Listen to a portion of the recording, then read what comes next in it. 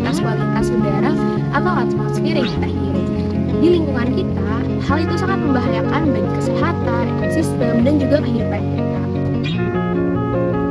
Nah, jadi teman-teman, polusi udara akibat transportasi ini menjadi penyebab utama dalam pencemaran udara dan juga menurunnya kualitas udara. Kemacetan lalu lintas ini menjadi salah satu faktor dalam pencemaran udara yang terjadi di area perkotaan. Kendaraan terjebak dalam kemacetan, mesin kendaraan seringkali bergerak dalam keadaan idle atau bergerak sangat lambat dengan seringnya akselerasi dan juga deselerasi.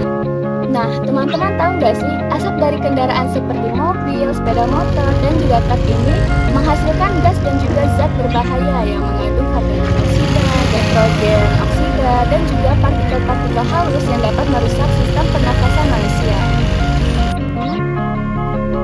Teman-teman tahu nggak sih, pencemaran udara itu dapat menimbulkan berbagai dampak negatif, terutama pada gangguan kesehatan seperti iritasi mata dan hidung, batuk, asma, bronkitis, penyakit paru-paru kronis, hingga kanker paru-paru.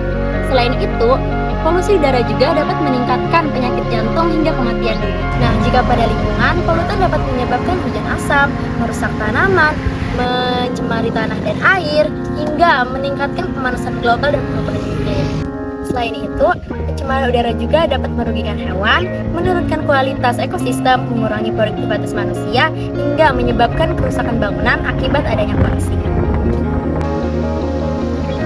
Oke teman-teman, jadi di sini aku akan kasih tahu kalian solusi apa aja sih yang bisa kita gunakan atau yang bisa kita lakukan untuk bisa mengurangi pencemaran udara yang ada di sekitar kita.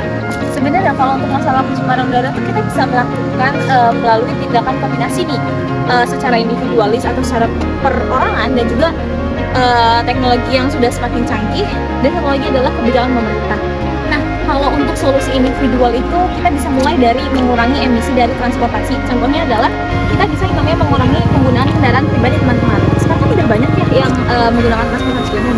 Itu bisa kalian lakukan. Nah, kalau misalkan dari kebijakan pemerintah, sebenarnya pemerintah tuh bisa yang namanya mengadakan suatu kampanye atau edukasi. Yang isinya apa? Isinya tuh jadi program tentang pendidikan untuk menyadarkan masyarakatnya. Contohnya itu seperti dengan mengadakan pendidikan hari bebas kendaraan gitu.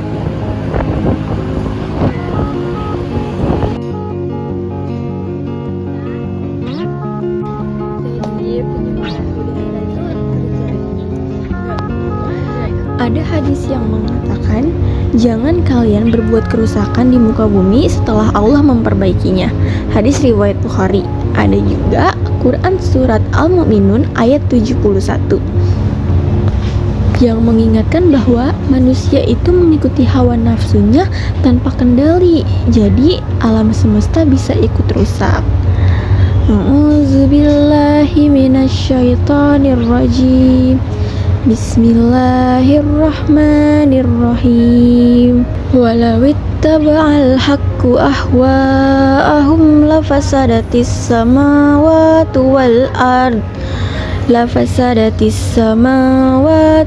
ard wa man fihinna bal atainahum bizikrihim fahum an zikrihim mu'ridun. Pencemaran udara mengingatkan kita bahwa bumi itu bukan hanya tempat kita untuk tinggal, tetapi amanah yang harus kita jaga. Oleh karena itu, marilah kita sama-sama menjaga udara kita agar tetap bersih dan layak demi generasi berikutnya.